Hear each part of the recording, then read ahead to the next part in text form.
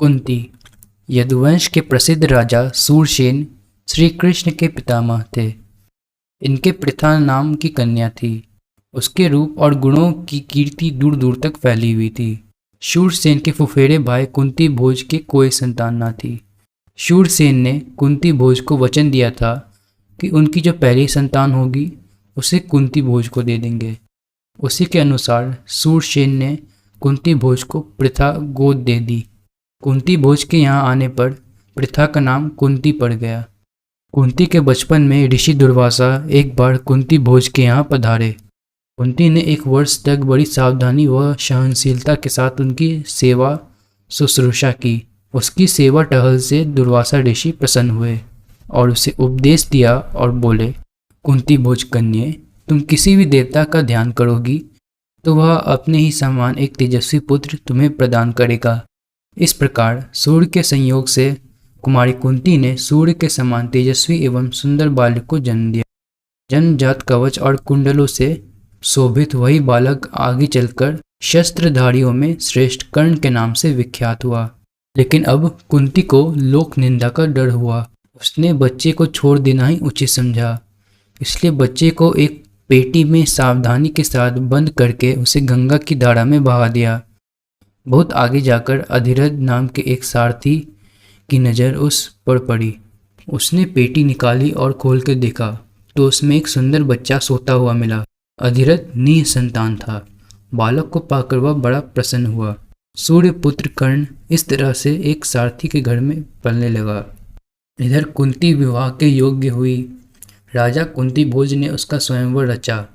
उससे विवाह करने की इच्छा से देश विदेश के अनेक राजकुमार स्वयंवर में आए। हस्तिनापुर के राजा पांडु भी स्वयंवर में शरीक हुए थे। कुंती ने उन्हीं के गले में वरमाला डाल दी। महाराज पांडु का कुंती के साथ विवाह हो गया और वह कुंती सहित हस्तिनापुर लौट आए। उन दिनों राजवंशों में एक से अधिक विवाह करने की प्रथा प्रचलित थी। इस रिवाज के अनुसार पितामह भीष्म की सलाह से महाराज पांडु ने मद्रराज की कन्या माद्री से भी विवाह कर लिया। एक दिन महाराजा पांडु वन में शिकार खेलने गए। वहीं जंगल में हिरण के रूप में एक ऋषि दंपति भी विहार कर रहे थे। पांडु ने अपने तीर से हिरण को मार गिराया।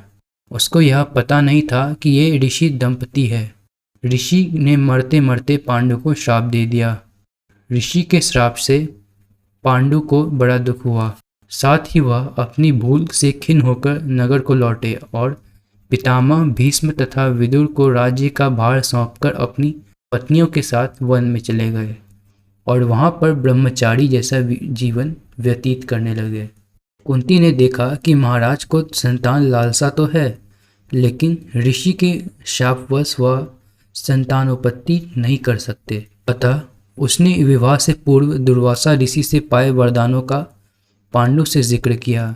उनके अनुरोध से कुंती और माद्री ने देवताओं के अनुग्रह से 5 पांडवों को जन्म दिया। वन में ही 5 का जन्म हुआ। वहीं तपस्वियों के संग वे पलने लगे। अपनी दोनों स्त्रियों तथा बेटों के साथ महाराज पांडु कई वर्ष वन में रहे। वसंत ऋतु थी।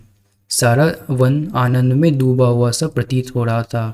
महाराज पांडु माद्री के साथ प्रकृति की इस उद्गारमय सुषमा को निहार रहे थे। ऋषि के श्राप का असर हो गया। तत्काल उनकी मृत्यु हो गई। माद्री के दुख का पार न रहा। पति की मृत्यु का वह कारण बनी, यह सोचकर पांडु के साथ ही वह भी मर गई। इस दुर्घटना से कुंती और 5 पांडवों के शोक की सीमा न रही। पर वन के ऋषि मुनियों ने बहुत समझा बुझाकर उनको शांत किया और उन्हें हस्तिनापुर ले जाकर पितामह भीष्म के सुपुर्द किया। युधिष्ठिर की उम्र उस समय 16 वर्ष की ही थी। हस्तिनापुर के लोगों ने जब ऋषियों से सुना कि वन में पांडु की मृत्यु हो गई है तो उनके शोक की सीमा न रही। पोते की मृत्यु पर शोक करती हुई सत्यवती अपनी दोनों विधवा पुत्रवधुओं अंबिका और अंबालिका को साथ लेकर वन में चली गई। तीनों वृद्धाएं कुछ दिन तपस्या करती रहीं और बाद में स्वर्ग सिधार गई। अपने कुल में जो छल प्रपंच तथा अन्याय होने वाले थे उन्हें न देखना ही संभवतः उन्होंने उचित समझा।